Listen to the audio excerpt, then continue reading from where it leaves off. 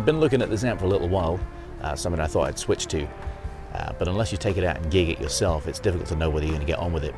And I've been impressed with it. It's a great sound, it's a nice feeling amp, and a lot of volume as well. The 20 watts is kind of deceptive. Anyway, I'm going to do lots of different things with this amp, but in this video I wanted to include some live footage. There's not too much live footage out there. So this is recorded on a room mic, and you get to hear it as if you were in the audience. This is not my band, this is just a jam night that I was sitting in with, but it'll serve the purpose for this video. There's also going to be a couple of other isolated examples and some thoughts, sort of a first impressions on the amp.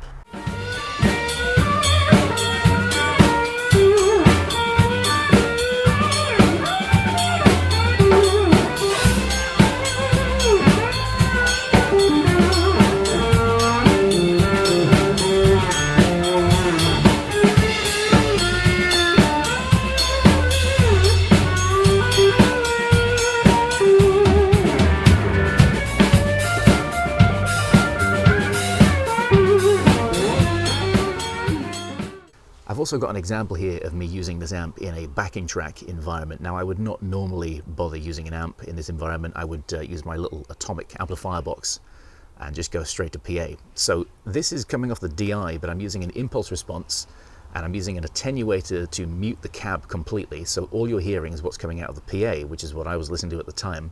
But again, it's recorded off a room mic, so you get to hear what the DI would sound like in a live environment.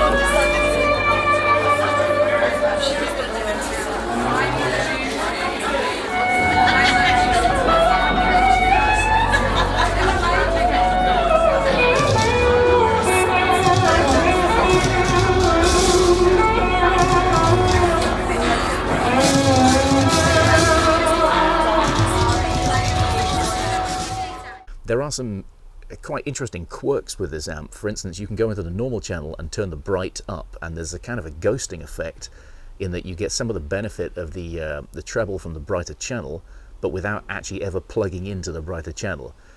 So it's a ridiculously simple amp, but with these sort of eccentricities that make it, I don't know, not a challenge to get a sound, but it can be interesting. You know, there's a multiplicity of ways that you can use it. So for me, I'm going into the normal channel and just leaving everything pretty well flat, and that's how I first tried it. I went into the normal channel, into the top input, and I was instantly impressed with the sound using a drive pedal.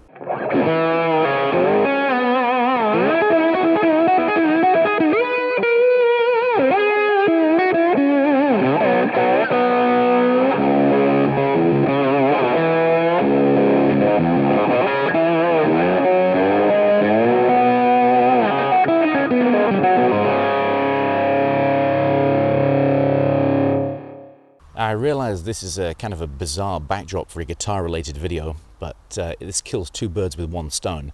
Number one, I don't need to light the scene, and secondly, I'm also testing out this Sonic 8 lav mic that I'm wearing, which is what's allowing me to talk to you from 100 yards away. So, let me know in the comments how it sounds. One of the things I require of an amp is that I can get a decent record quality off it, mainly for this YouTube channel, to be honest, or just for my own entertainment. But this amp comes with a DI out. Now, I've been running it into an impulse response, and I realize that that's not exactly what it's designed for. It kind of is, and of itself, a cabinet emulation.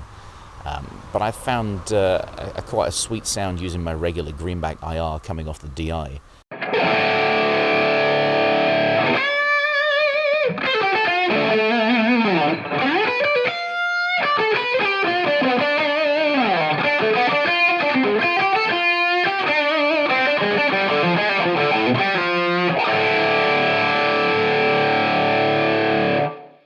I think Marshall absolutely nailed the look of this amp as well.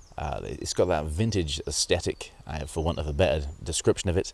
There's something nice about it. It's kind of like classic cars, but you know, modern classics where you have modern appointments like the DI out, like the lower wattage, It's a super lightweight amp.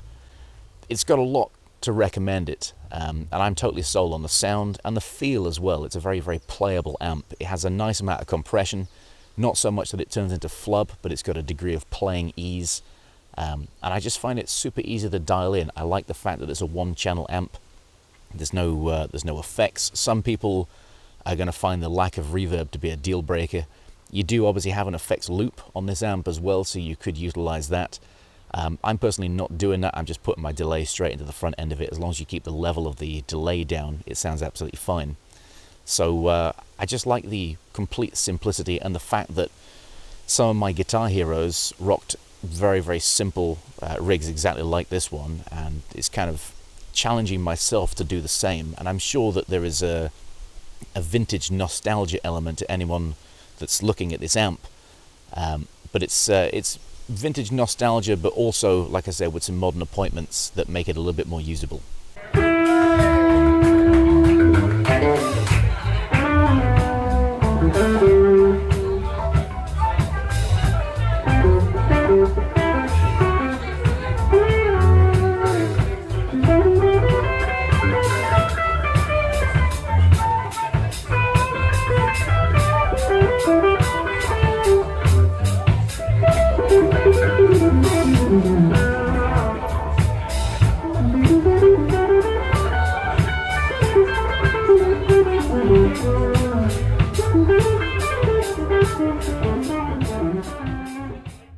Anyway, I hope you guys dug this little look at this amp. I'm really impressed with it, and I think this is going to be something I'm going to change to in the very near future.